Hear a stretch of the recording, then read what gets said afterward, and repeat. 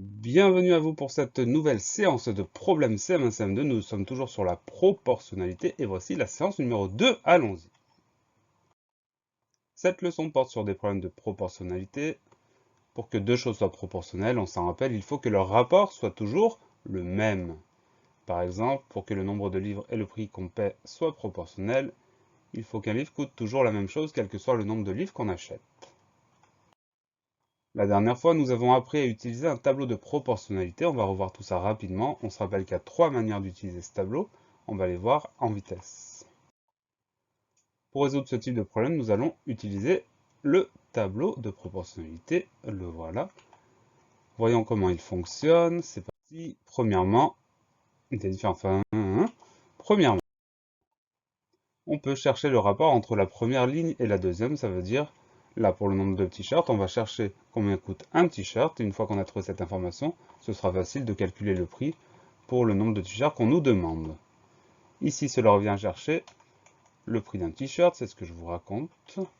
Un t-shirt coûte, comme on sait que deux t-shirts coûtent 16 euros, un t-shirt c'est la moitié, donc la moitié de 16 euros c'est 8 euros. Une fois qu'on sait qu'un t-shirt coûte 8 euros, on sait que pour passer de la ligne du haut à la ligne du bas, on multiplie par 8.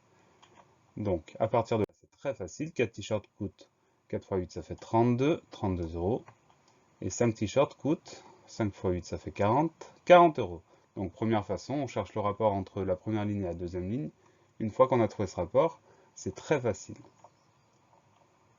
Deuxième façon d'utiliser le tableau, on connaît le nombre de tomates et la masse. 4 tomates pèsent 600 grammes, on va chercher la masse de 2 tomates, puis de 6 tomates. Pour ce faire, on va chercher, c'est la deuxième façon de procéder, comment passer d'une colonne à l'autre. Ici, on connaît la masse de 4 tomates et on cherche la masse de 2 tomates. Pour passer de 4 tomates à 2 tomates, on doit diviser par 2. Donc, si on divise par 2 en haut, on va diviser par 2 en bas. C'est logique. On connaît la masse de 4 tomates, on cherche la masse de 2 tomates. 2 c'est la moitié de 4, donc la masse de 2 tomates, ce sera la moitié de la masse de 4 tomates. Donc pour trouver la réponse, 600 divisé par 2, ce qui nous donne 300 grammes. Donc ça c'est la deuxième façon d'utiliser ce tableau de proportionnalité.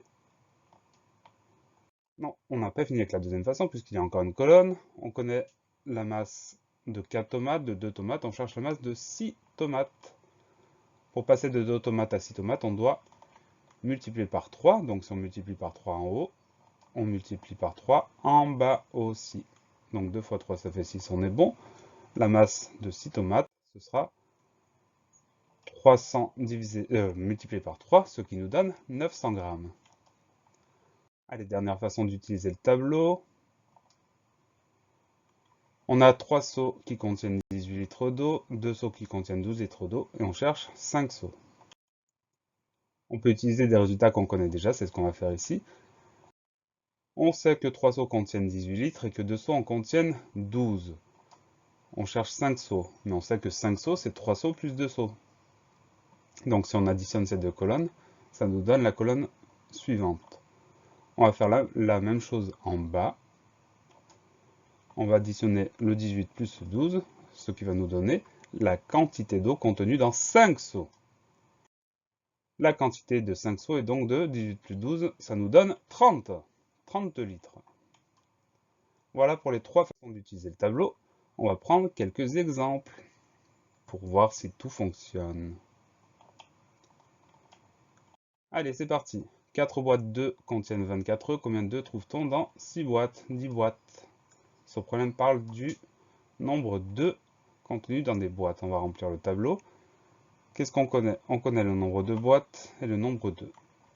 On sait que dans 4 boîtes, il y a 24 œufs. Et ce qu'on va chercher, c'est dans 6 boîtes, puis dans 10 boîtes. Comment fait-on pour trouver? Alors, il y a plusieurs façons de faire. Le plus simple, ça va être de chercher combien d'œufs contient une boîte. On sait que 4 boîtes contiennent 24 œufs. Donc dans une boîte, on va faire 24 divisé par 4, ce qui nous donne 6. Donc on sait que dans une boîte, il y a 6 œufs. Dans 6 boîtes, il y a donc 36 œufs. 6 x 6, 36. Et dans 10 boîtes, il y a 60 œufs. 10 x 6, 60. Donc là, pour trouver les réponses, On a cherché le nombre 2 contenu dans une boîte. Autre exemple. Un marchand vend 4 gâteaux pour 6 euros. Combien coûte un gâteau? Combien coûte 5 gâteaux? Ce problème parle du prix de gâteau. Donc on va remplir le tableau. Une ligne avec le nombre de gâteaux, une ligne avec le prix en euros. Ce qu'on sait déjà, on sait que 4 gâteaux coûtent 6 euros. On va chercher le prix d'un gâteau et le prix de 5 gâteaux. Là, comme on cherche le prix d'un gâteau, évidemment la meilleure stratégie, ça va être de chercher le prix d'un gâteau, c'est-à-dire la stratégie numéro 1. On sait que 4 gâteaux coûtent 6 euros, donc un gâteau, on va diviser 6 par 4, ça nous donnera le prix d'un seul gâteau. Donc 6 divisé par 4, c'est 1,5. Donc un gâteau coûte 1,50 €, 1,50 €. Une fois qu'on sait ça, là il y a deux façons de faire. Soit on additionne 4 plus 1, ça fait 5. Le prix ce sera donc 6 plus 7,5, 6 plus 1,5, pardon. Soit on fait 5 fois 1,5. Les deux façons reviennent au même avec le même résultat. Donc quelle que soit la procédure, on trouve que 5 gâteaux coûtent 7,50 €. Hop, allez, autre exemple. Pour faire 12 cookies, j'ai besoin de 250 g de farine. Quelle masse de farine faut-il pour faire 6 cookies? 30 cookies. Ce problème parle de la masse de farine nécessaire pour faire des cookies. On remplit le tableau, une ligne avec le nombre de cookies et une ligne avec la masse de farine nécessaire.